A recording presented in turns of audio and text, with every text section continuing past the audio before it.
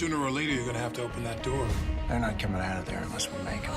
I am not prepared to be in a standoff with a cop. You're the one who's always like, Vive la resistance. This is bigger than riding the metro and getting organic food. Why do all this? For what? Let them know that we still matter. You are not just an actor, though. You're a director, you're a producer. To do all of that is really interesting. I mean, it's one thing to just be a director and say, no, I want you to do it like this, but you're doing it also. Jumping in. Yeah. Jumping so in. what's that like to completely do everything and then have to really work with every actor to bring your vision to fruition? It depends on the scale of the piece. This is going to be my 7th film as a director. The 4th one that I've written as well. You know, you learn, it's a lot of trial and error. I mean, I didn't go to film school. I learned, being on set. I learned really much how to behave on set and watched everybody's job. So I got a real education just being a kid growing up on film sets. So when I finally got to my own film set where I was a director, I was 23 and arrogant, and I had the script and no one was going to tell me what to do, and it was a disaster because of that, because of my youth, and because I really didn't know what the hell I was doing. With this film, with the public, I've had 12 years to marinate in this. I've had 12 years to think about it and work on the script. Mr. Griffith, I gotta talk to you. There's not enough shelter for us people on the street. Who is us? We could all come stay at your place. The library has not been sanctioned an official emergency shelter yet. But we believe it should be. Ernesto, you on this? Yeah, give me a sec. The hell do I tell him?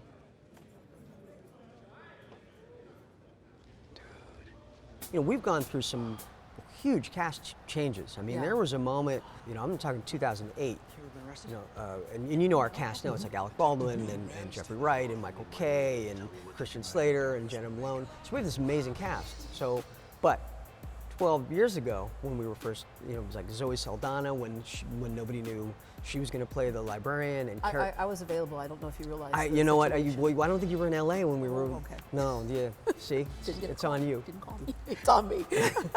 So the cast has really sort of changed and morphed as the funds finally came together to make the film. Because there's a whole lot about getting a film to the screen that a lot of us don't understand and don't know. That's right. And then there's the marketing of it, which is what part of our tour that we're in the middle of doing now. And let's get to the public, because one of the things that you have done before is you bring these kind of gritty, real life situations. For example, the war at home, where you talked about PTSD. And it's like we're talking about it today, but back at that time, we really didn't hear a lot about that, even though we knew it existed when the people explained it to us. That's right. But we weren't really talking about it as much. That's right. I shot that in Austin in 1995, and got to spend some time with some veterans, doctors and veterans up in Waco, where they have a facility that deals and administers to veterans suffering from PTSD. So that was terrific to have that access. So you had the Vietnam vets who are still dealing with it, and of course you were bringing online the folks from the Iraq War. That's right. That's right. Okay, and then move forward to today, the public, where we're talking about a homeless population, which a lot of them are veterans and just, a cross-section of society. That's right. What attracted you to this particular subject? So, while we're talking about past films, so I did a film in 2006 called Bobby, which was about the night that Bobby Kennedy was shot. And the bulk of the research that I did for that film was in the public library, but it was in the downtown branch in Los Angeles. In 2007, there was an article in the LA Times called Written Off, and it was later printed or posted online, called What They Didn't Teach Us in Library School. It's written by a Salt Lake City librarian named Chip Ward. The essay talked about how libraries have become de facto homeless shelters and how librarians have become social workers and first responders. This is 12 years ago. I read this piece, I was so moved by it. And I remembered my time at the LA Public Library. I says, he's just not wrong about when this is everywhere. This is an epidemic. Went back to the public library in LA, started doing more research, and just fell in love with this idea of what would it look like if the patrons, on a particularly chilly night, decided not to leave. that they were that de facto homeless shelter and that they made the decision to stay. The homeless man was found dead outside the public library. When it gets this cold, I don't know why they don't just let us stay here. We're a public library, not a shelter for the homeless. So now is probably not a great time to come and get my library card. So come on down. The most powerful people in resolving the situation oftentimes are the people who are dealing with the situation. I spent several weeks out on the streets with the homeless as a reporter years ago, and it struck me that these people aren't stupid. No. They're brilliant. It's just they had something happen in their life that can happen to any one of us. There but by the grace of God, there go I, right? And what you bring forth is the most powerful people in that moment really are the homeless people. That's right. And we talk about the messaging of the film, we talk about what it deals with. It's also a very entertaining movie. You see this movie with a crowd and people are laughing. So what I think we've done is, I didn't make a kale salad with a little broccoli thrown in.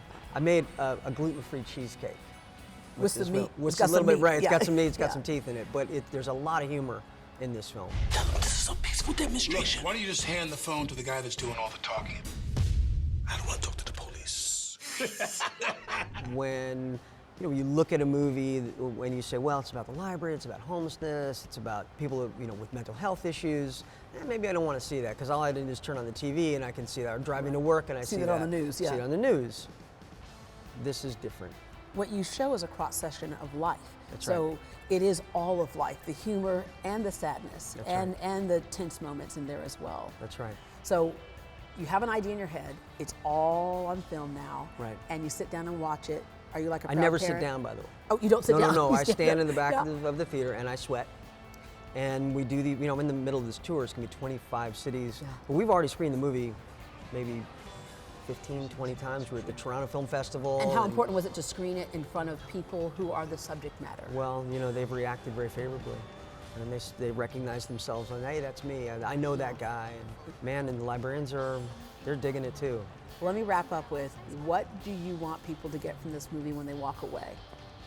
First of all, donate to your libraries because they are woefully underfunded. We think these big, enormous buildings, and no, it goes fire, law enforcement, Parks and Rec, and then way down at the bottom of that are libraries. So consider when you're making your charitable donations, donate to libraries. As far as people on the street, people experiencing homelessness, say hello, look them in the face. Acknowledge them, because sometimes that's all it takes. Leave your bias, check your bias at the door about how you believe how that person arrived at that situation in their life. I think if we change our attitude to how we view people experiencing homelessness, we will change how we ultimately treat them. Yeah, it costs more for us to walk by them and ignore them than it does for us to stop. Well, and help the them. costs. Yeah. I mean, it's for emergency assistance. For someone who does not have a roof over their head, the national average is about $40,000 to $45,000. In Los Angeles, it's $68,000. Put a roof over that same individual's head, it goes down to $15,000. And we all pay that, regardless. And We're to paying your for point, which I love, because I had a homeless man say that to me before too. He said, don't act like you don't see me. Don't ignore me. Yeah. He goes, because your glance, your acknowledgement of me is what gives me the strength to go on another day to perhaps finally find a solution to my problem. Well said. Yeah. Indeed. Emilio, thank you you very much. Thank I wish you. I could find Thank my you. Tiger Beat magazine Oh, God, I'm because glad I had you me can't. autograph it. Oh yeah, no, it was hot. It was. It looked good. Thank you. Right, thank you.